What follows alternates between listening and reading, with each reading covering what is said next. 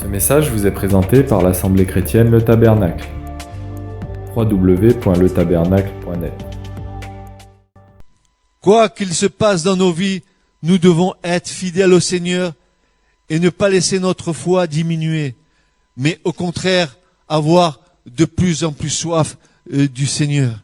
David avait cette soif de Dieu, soif qui ne s'était jamais étanchée, mais qui au contraire a grandi de plus en plus dans son cœur au fur et à mesure que les années passaient. C'est pas parce que à un moment donné Dieu te visite et étanche ta soif que ça doit être suffisant. Non, si tu as bu une fois à la fontaine de la vie du Seigneur, ton cœur ne sera pas rassasié d'aller y goûter encore plus. Encore plus, parce que tu as goûté une fois à l'eau du Seigneur, tu sais comment tu t'en es sorti de là, revigoré, réconforté, tes forces refaites, une nouvelle perspective, une nouvelle révélation, et tu t'arrêterais là. Tu poserais tes fesses là et tu t'attendrais, c'est bon, j'ai été visité par Dieu une fois pour toutes. Mais non, plus de Dieu, quand nous disons Seigneur, encore plus de toi. Le Seigneur nous répond comme un écho dans la montagne. Mais toi, plus de moi.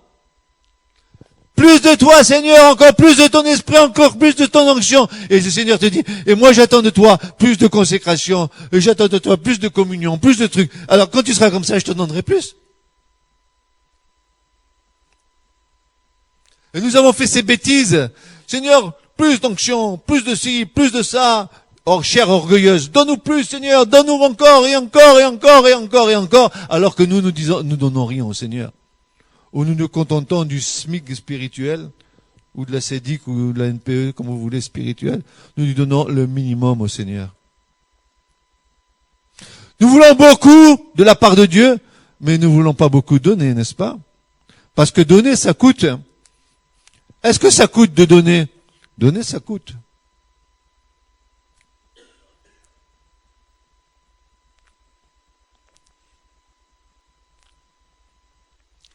Alors, comment recevoir plus de révélations de Dieu? C'est une autre question que nous devons aborder. Avoir plus de révélations de Dieu.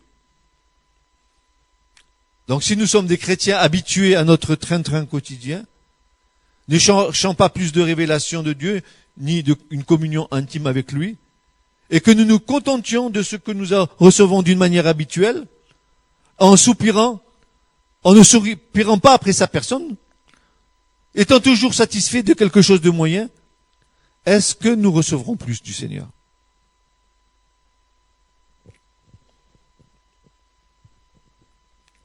Les habitudes tuent. Nous contentons du culte, nous contentons de la prière de l'Église, nous contentons de ces choses-là. Est-ce suffisant pour avoir une eau abondante dans nos vies?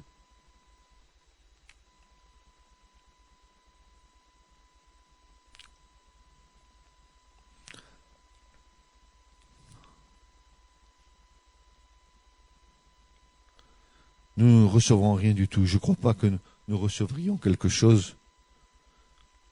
Mais nous ne devons pas être non plus comme des chrétiens ingrats, jamais satisfaits de ce que nous recevons, jamais satisfaits, n'est-ce pas, de notre vie. Si nous posons une question, frères et sœurs, est-ce que nous sommes satisfaits de nos vies?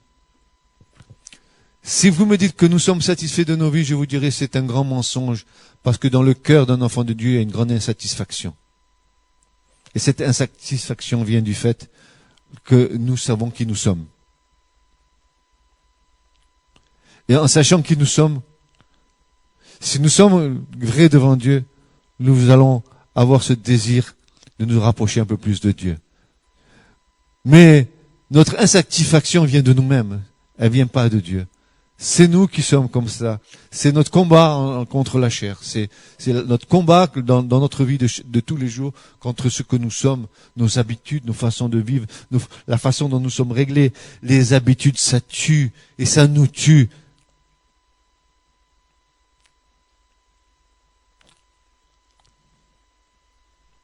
Il y a des choses que nous devons remettre en question. Et peut-être que cette année 2010, le Seigneur va nous aider à remettre un peu d'ordre dans nos vies.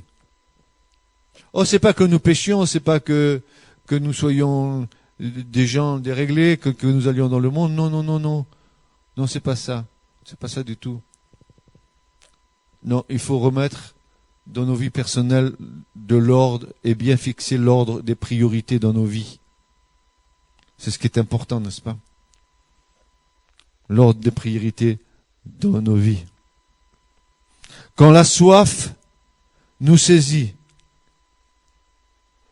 oui, c'est vrai, si tu as soif, et ce que je viens à toi avec un verre d'eau, tu vas être content de boire ce verre d'eau que je te donne, n'est-ce pas?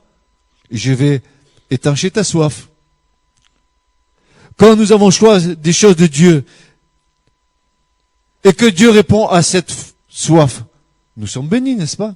Vrai ou pas? Quand Dieu répond à notre soif, nous sommes bénis. Dieu va nous bénir. Mais contrairement à la soif charnelle, la soif spirituelle n'est jamais rassasiée. Jamais rassasiée. Les fleuves d'eau vive couleront de votre sein en fleuves d'éternité. Parce que l'Esprit de Dieu est en nous pour l'éternité. Et s'il ne coule pas en nous maintenant, il ne coulera pas dans l'éternité en nous. Il faut maintenant expérimenter, n'est-ce pas, la source qui est en nous. Comment ça se fait, cette source ne jaillit pas? Peut-être y a-t-il encore quelques ronces, quelques épines, quelques cailloux qui bouchent et qui obstruent la source. Mais Jésus a dit, ça jaillira comme des geysers, ça jaillira en source de vie éternelle.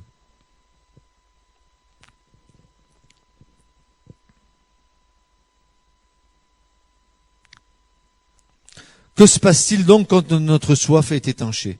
Si nous pensons que nous connaissons tout de Dieu, que nous connaissons tout de la Bible, que nous connaissons tout du Saint-Esprit, que personne ne peut rien nous apprendre de plus, que nous avons tout vu, tout vécu, et que nous ne pouvons plus rien recevoir de ce que nous avons, est-ce que vous pensez que cette attitude soit plaisante à Dieu?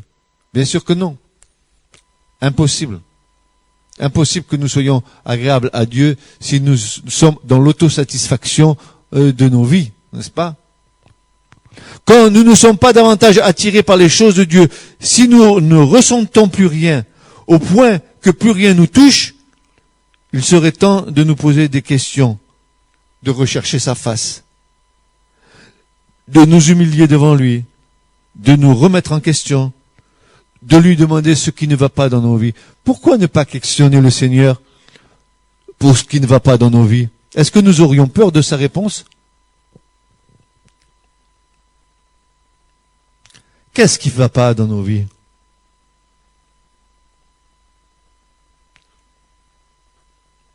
Qu'est-ce qui ne va pas dans nos vies? Et si le Seigneur venait à mettre la lumière sur ce qui ne va pas dans nos vies, serions-nous prompts à rectifier le tir? Même si ça nous coûte. Si ça nous coûte dans nos habitudes, si ça nous coûte dans notre maintien quotidien, si ça nous coûte dans ce pour lequel nous sommes engagés.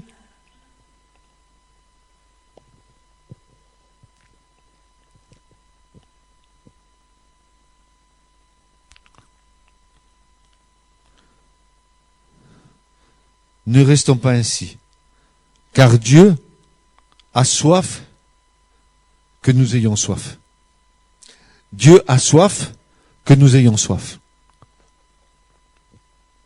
Et cela réjouit son cœur de Père de nous voir avoir soif de sa présence.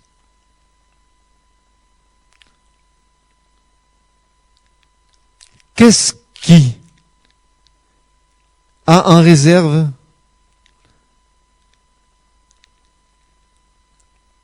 pour ceux qui ont soif?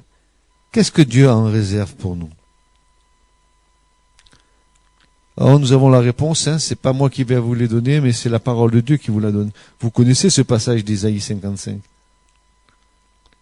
Voilà ce que Dieu a en réserve pour ceux qui ont soif. Venez, vous tous qui avez soif, venez aux eaux, pas aux eaux, le lunaré, aux eaux, E-A-U-X. Même celui qui n'a pas d'argent, venez acheter et manger. Venez acheter du vin et du lait sans argent, sans rien payer. Pourquoi dépensez-vous de l'argent pour ceux qui nourrissent pas?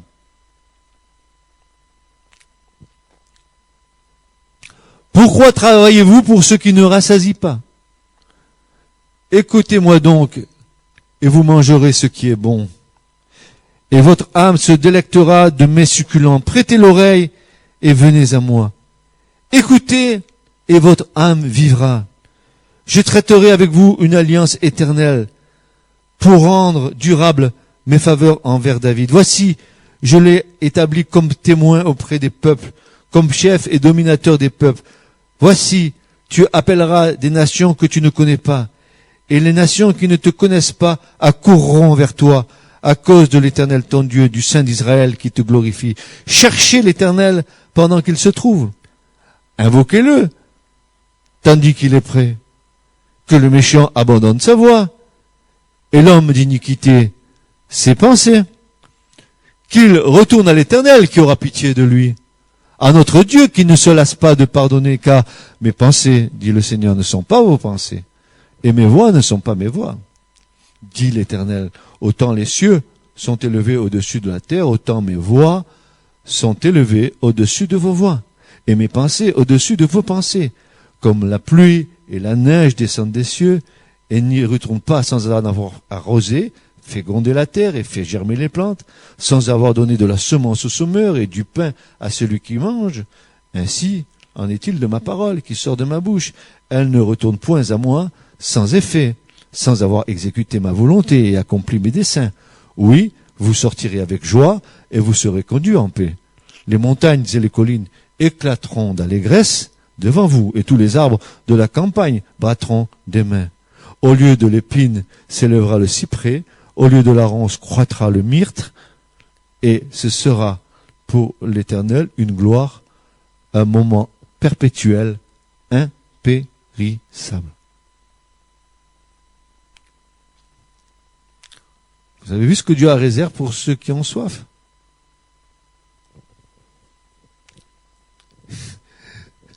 Il y a l'abondance auprès de Dieu.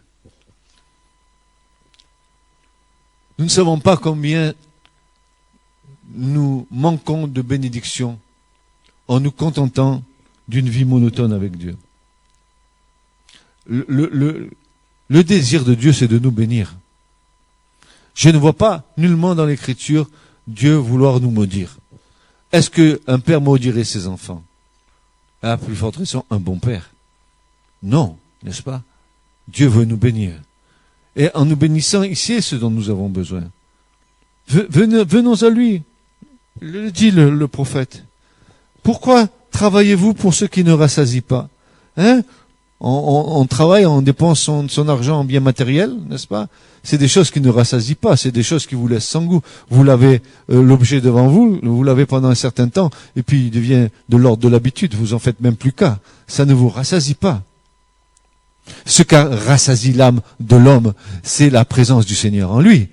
C'est la transformation qu'il voit dans sa vie, ce que Dieu est en train de faire, les choses de sa vie qui changent, qui se transforment. Tu considères ta vie quand tu as connu le Seigneur et tu vois ta marche et tu sais que le Seigneur a été avec toi pendant ces années et tu vois la transformation que Dieu a faite. Tu rends gloire à Dieu, tu rends gloire à Dieu. Ça, c'est une nourriture qui te rassasie, pas qui te laisse son goût derrière et qui te laisse ton portefeuille vide. Bien sûr. Mais achetez sans or et sans argent, dit le Seigneur. Achetez sans or. Il n'est pas question d'argent ici. Il est question simplement de chercher l'Éternel de tout son cœur. Avoir soif de lui. Désirer sa présence, plus que tout. La présence du Seigneur. Quand il vient vers toi, et que tu sens cette paix t'envahir, et que à un moment donné, tu vois l'Esprit de Dieu commencer à t'enseigner, à parler à ton cœur, à dire des choses ineffables, des révélations. Et voici une chose que Dieu m'a donnée ce matin. J'avais pas compris cette chose, je vais vous la donner. Jésus a dit cette chose étonnante, et beaucoup n'ont pas compris. Celui qui mange ma chair et qui boit mon sang, il a la vie éternelle.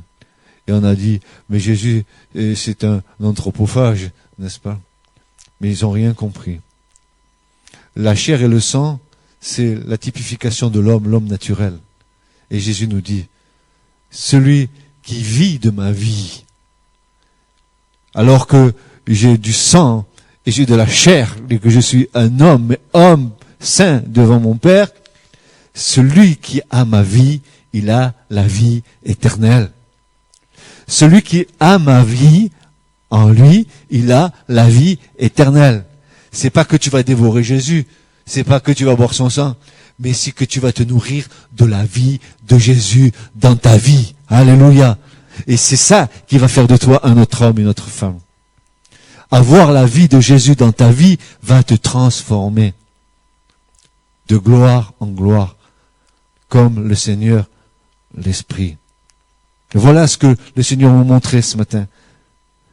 Celui qui mange ma chair et boit mon sang a la vie éternelle. Chair et sang de l'homme de Jésus, c'est recevoir sa vie en eau pour l'éternité. Quelle belle pensée. Qu'est-ce que dit Jésus à ceux qui ont soif? Si ce matin, vous vous dites, j'ai soif et j'ai désir boire à la source du Seigneur. J'ai ce vif désir dans mon cœur. Alors, là, la réponse du Seigneur, dans Jean 7, 37, 38. Jésus a dit, à la dernière fête et le grand jour de la fête, Jésus se trouvait là, nous est-il dit. Et il s'écriait, si quelqu'un a soif, tu as soif? Donne la réponse toi-même. Lis-le. Oui, mais ceux qui ont la Bible, lisez-le. Et à haute voix. Si quelqu'un a soif, qu'est-ce que tu dois faire?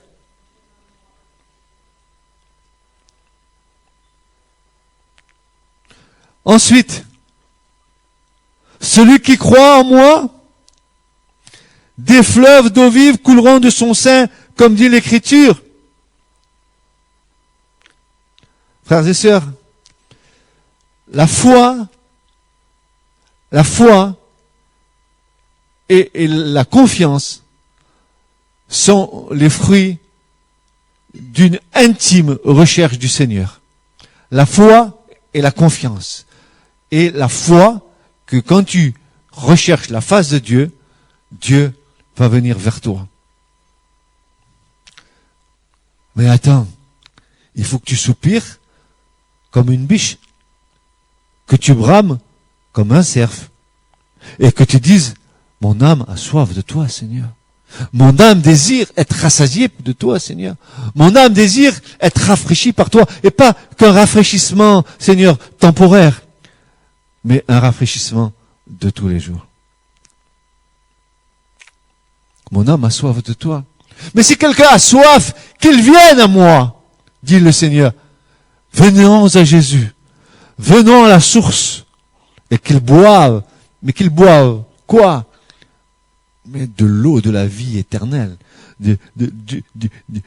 Sous le trône de Dieu, il y a le fleuve de Dieu. Alléluia. Les ruisseaux de Dieu sont pleins d'eau, dit l'Écriture dans le psaume. Ils sont pleins d'eau fraîche. Pleins d'eau régénérante. Pleins d'eau vivifiante. Pleins d'eau qui apaise ta soif.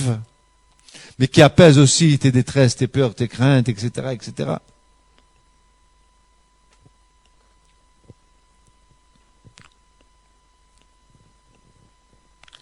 Comment avoir part à ces merveilleuses promesses? Il suffit d'avoir soif.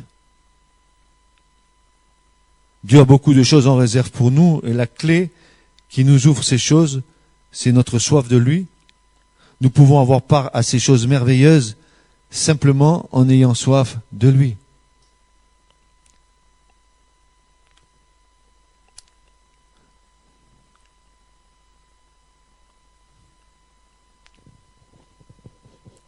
Il est important de croire pour avoir soif. En effet, quand notre corps a soif et a besoin d'eau, c'est qu'il le sait et qu'il croit que l'eau va le désaltérer. C'est exact, hein? Pour la soif de Dieu, c'est pareil. si nous ne croyons pas les fabuleuses promesses d'Ésaïe 55 et tout simplement si nous ne croyons pas que Dieu répond à notre soif, il ne répondra pas. Je vous ai dit, foi et confiance. Si tu n'as pas soif, il ne répondra pas à ton désir de soif. Mais si tu as foi en ce qu'il te donnera l'eau vive et que tu recherches cette eau vive, demandez au puisatier comment il cherche l'eau. Il fait des efforts et est obligé de creuser le trou. Il est obligé d'y mettre de sa personne, de sa sueur, de sa vigueur, de son temps. C'est ainsi qu'on va trouver l'eau. Comme le puisatier qui creuse.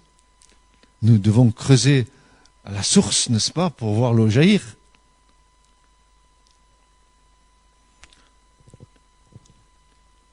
Donc pour avoir soif et boire les choses de Dieu, la foi est primordiale. Ne l'oublions jamais. Ensuite, confessons à haute voix que Dieu va répondre à notre soif. La confession est la suite logique de la foi. Elle va plus loin. Par exemple, si nous avons soif de mieux connaître Jésus et que nous déclarons que nous allons mieux le connaître, ça va être une confirmation de ce que nous croyons dans notre cœur.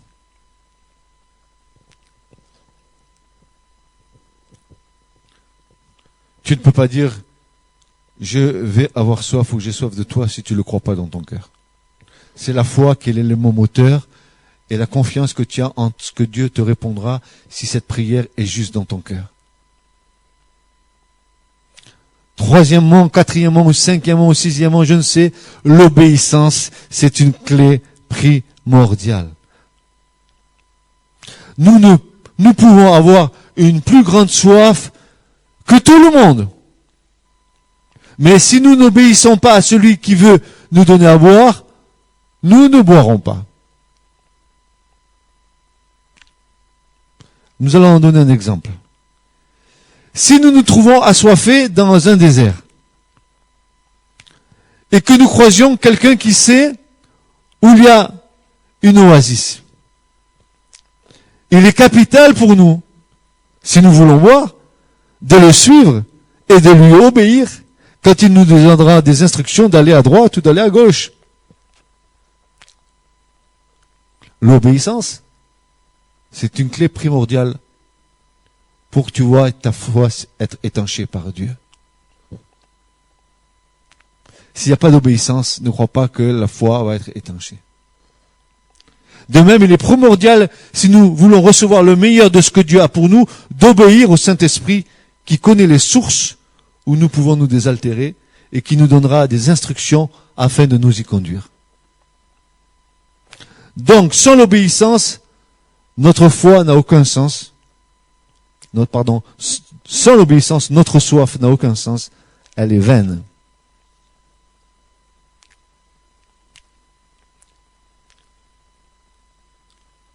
Pour terminer, venons nous désaltérer. N'attendons plus. Tout ce que nous avons désiré connaître et recevoir de Dieu est à notre disposition. Ayant soif et faim de lui, il va nous donner des mets succulents, nous révélera des choses rares. Venons près de lui contre son cœur et demandons-lui son eau vive. Recevons les révélations de sa personne, entrant dans ses parvis, goûtant sa présence. Il a tout préparé pour nous. N'attendons plus. N'attendons plus. Il y a un passage que j'aimerais regarder avec vous, c'est le deuxième livre des Rois, au chapitre 3, et vous allez comprendre. 2 Rois 3, versets 16 et 17. C'est Josaphat.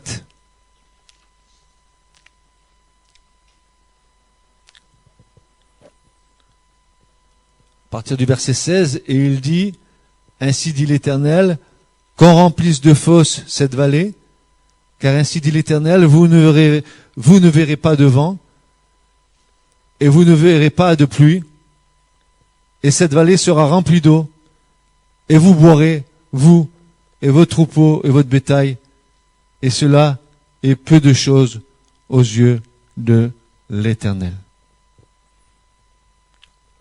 Je répète, et il dit, ainsi dit l'Éternel, qu'on remplisse de fosses cette vallée, car ainsi dit l'Éternel, vous ne verrez pas de vent, et vous ne verrez pas de pluie, et cette vallée sera remplie d'eau, et vous boirez, vous, et vos troupeaux, et votre bétail, et cela est peu de choses aux yeux de l'Éternel.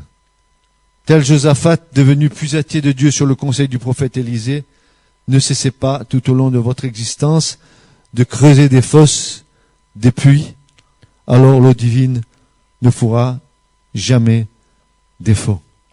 L'eau divine ne vous fera jamais défaut et vous n'aurez jamais plus soif. Parce que lorsque vous êtes branché à la source coule en vous. Vous n'aurez jamais plus soif. Recherchez le Seigneur de tout votre cœur. Ayez soif de lui. Obéissez-lui. Venez à Jésus. Si quelqu'un a soif, qu'il vienne à moi et qu'il boive. Des fleuves d'eau vive jailliront de son sein, dit le Seigneur. Venons à Jésus. Tu as soif? Viens à Jésus. Ce qui nous empêche d'avoir soif, c'est la dispersion de nos vies dans les choses matérielles. C'est ce qui nous tue.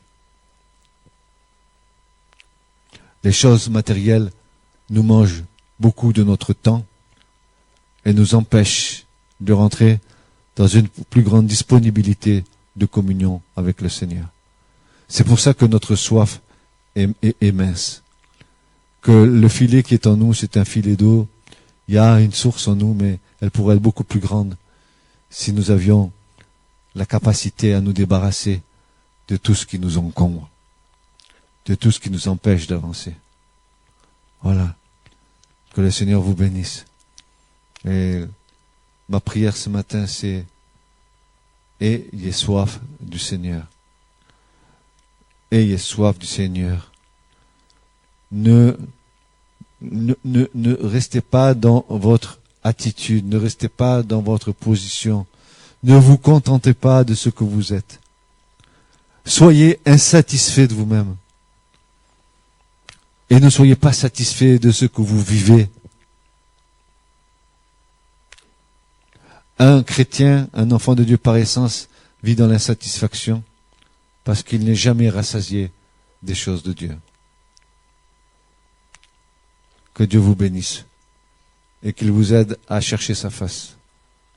Et chercher sa face pendant qu'il est temps.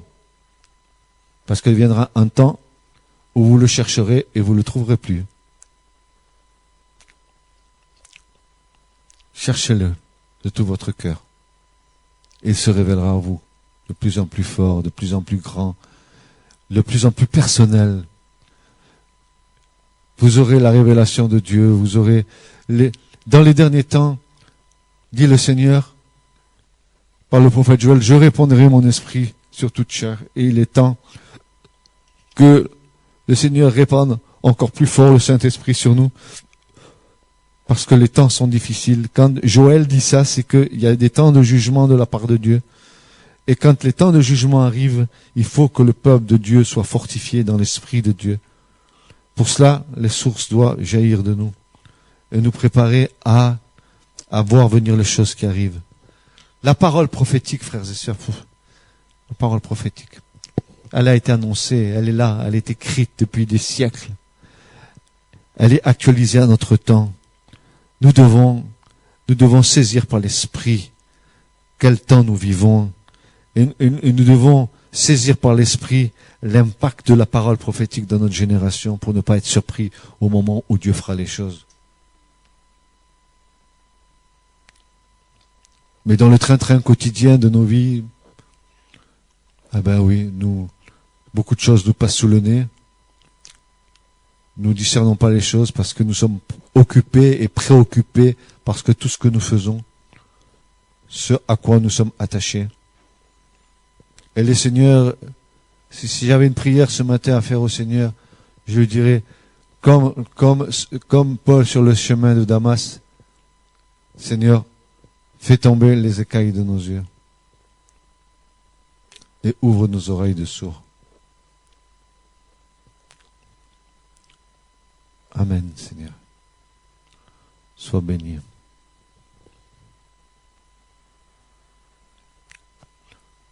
On ne peut pas se contenter d'un petit salut, d'un simple salut.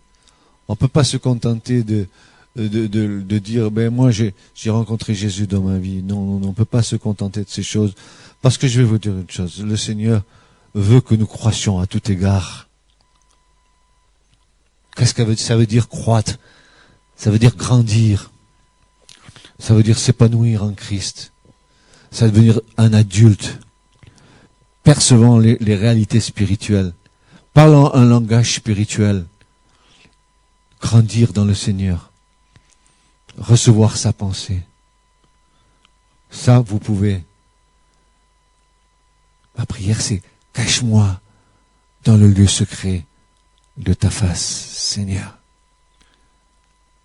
Avant, je disais, Seigneur, fais-moi rentrer dans ton conseil secret. C'était une approche. Mais maintenant, je sais que je peux être caché dans le lieu secret de la face de Dieu, que je suis caché en Christ, en Dieu, dans les lieux célestes. Alléluia. Et que ça, c'est ma jouissance en tant qu'enfant de Dieu, de savoir que je suis caché en Christ et que dans les temps de difficulté qui viendront, je ne crains rien. Je suis dans la paix. Les circonstances présentes ne doivent pas m'affoler. Vous vous rappelez ce que Jésus a dit? Est-ce que ce serait en vain que Jésus a dit cette chose le soir de la résurrection? Je vous laisse ma paix et je vous donne ma paix, pour que les chrétiens y soient dans la peur, dans la crainte et les choses comme ça. Si Jésus l'a dit, c'est qu'il le fait. Et si ça marche pas dans nos vies, c'est parce que c'est nous qui n'allons pas.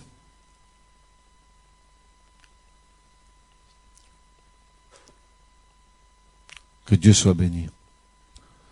Et qu'il nous donne en cette année 2010 ce saint désir d'aller à la source et de boire. Venez à moi, vous tous qui avez soif. Qui avez soif, venez à moi. Venez acheter sans or et sans argent. Venez boire à la source de la vie, à la fontaine de la vie. Vous puiserez avec joie aux fontaines des sources du salut. Venez, buvez, venez, prenez, mangez-en tous, venez, buvez-en tous, allez-y, soyez rassasiés de ma personne. Et quand nous venons à la Sainte Seine, et que nous prenons le pain et le vin, qu'est-ce que, en fait, nous faisons? Nous sommes en train de confesser, Jésus, ta vie est en moi.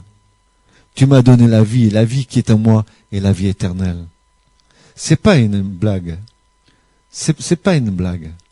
C'est une réalité spirituelle puissante que nous comprendrons lorsque nous serons avec le Seigneur. C'est pas une blague. Jésus a dit, les paroles que je vous ai dites, elles sont esprit et vie. C'est pas une blague. C'est pas des histoires. C'est une réalité puissante.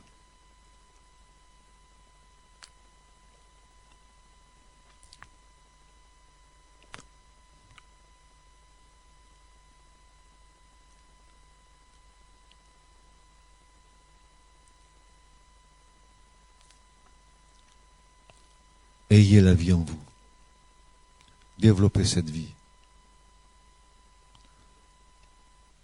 Mais elle ne sera pas, cette vie, restrictive à votre personne, parce qu'une fois que vous aurez la vie, vous devez la communiquer aux autres. Vous devez la communiquer à ceux qui vous entourent, à ceux que vous rencontrez. Alors qu'importe qu'ils vous reçoivent ou qu'ils vous reçoivent pas, Jésus l'a dit, si vous y reçoivent, dites paix à cette maison. Mais si vous ne reçoivent pas, secouez la poussière de vos sandales et partez. Parce qu'on dit, mais je leur ai parlé du Seigneur, ils veulent rien entendre parler. Eh ben, tant pis pour eux. Secoue la poussière de tes sandales. S'ils ont accueilli ta parole et la parole du Seigneur avec bonne volonté, bénissez cette personne. Jésus leur a dit, quand vous allez dans les villages en mon nom. Allez-y. Si on vous reçoit et que vous reçoit en paix et qu'on vous accueille, bénissez, restez là. Mais si on ne vous accueille pas, secouez la poussière de vos sandales et partez. Alors quand tu témoignes, il y a des solutions où la parole est reçue ou la parole n'est pas reçue. Mais qu'importe, tu as semé. Il n'est pas de ton ressort de savoir si ça va porter du fruit ou pas. C'est Dieu qui arrose, c'est Dieu qui fait et qui met le soleil, c'est Dieu qui fait croître. Toi, tu sais rien du tout. Tu sais pas que cette parole qui a peut-être pas été reçue aujourd'hui, elle fera son effet dans 20 ans derrière. Tu ne sais rien du tout. Ce qui se passe dans le cœur de l'homme, tu sais rien. Dieu sait. Dieu sonne le cœur et les reins. Toi, sème. Et ne regarde pas, soi-disant, un échec apparent. C'est pas vrai, c'est pas vrai, c'est pas vrai. Toi, pour toi, c'est un échec. Mais pour Dieu, tu sais quoi? Tu as semé sa parole. Tu as semé, peut-être que lui va l'arroser. Peut-être que si c'est dans son plan, il le fera, T'inquiète pas, t'inquiète pas. Mais il faut que tu aies soif. Soif. Soif du Seigneur. Soif de Dieu. On est dans une génération où l'Église est apostate, l'Église s'est fourvoyée, l'Église s'est corrompue, l'Église s'est avilie. Je suis en train de finir de lire un livre de David Wilkerson, je lis ce livre. Mais ce frère, il est dans la vision, la vraie vision de Dieu. La vraie vision de Dieu, il est. Il parle, il dit que l'Église est cachée, exactement ce que nous disons ici, exact. J'ai retrouvé les mêmes mots, les mêmes pensées, etc. Parce que c'est la pensée de l'Esprit.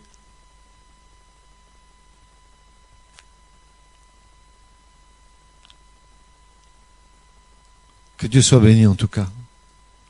Que Dieu soit béni.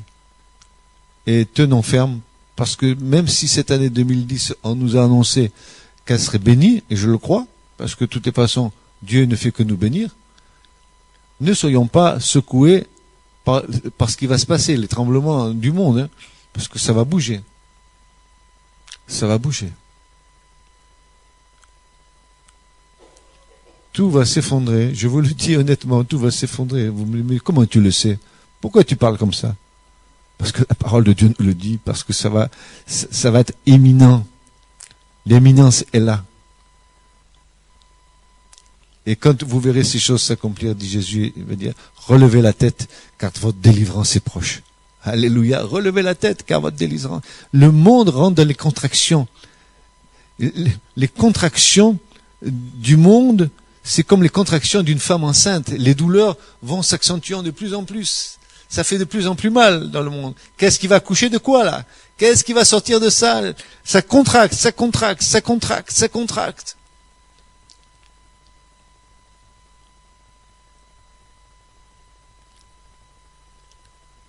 Et ça crie, et ça pleure, car une femme est enceinte et qu'elle a des contractions comme ça, quand elle va pour accoucher, c'est douloureux.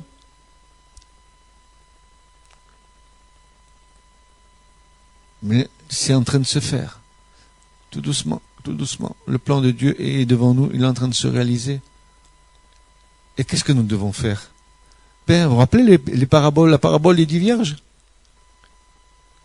Il faut remplir les lampes. De quoi? C'est quoi remplir les lampes d'huile? C'est chercher sa communion avec le Seigneur. C'est chercher cette intimité avec le Seigneur. Pour qu'il y ait de l'huile dans nos vies, pour que nous soyons remplis du Saint-Esprit, c'est cette communion avec le Seigneur qui est nécessaire. Sans cette communion, il n'y a pas d'huile. Un moteur sans huile, il va casser. La voiture va être inutilisable s'il n'y a pas d'huile dans le moteur. Et en plus, si ce moteur, il a une huile qui n'a jamais été changée, que tu marches avec l'huile de ta première rencontre avec le Seigneur, le moteur il va se gripper à un moment donné. Sans cesse être renouvelé. Renouveler l'huile en nous, l'onction de Dieu en nous, par notre communion avec le Seigneur. Ce message vous a été présenté par l'Assemblée chrétienne Le Tabernacle. www.letabernacle.net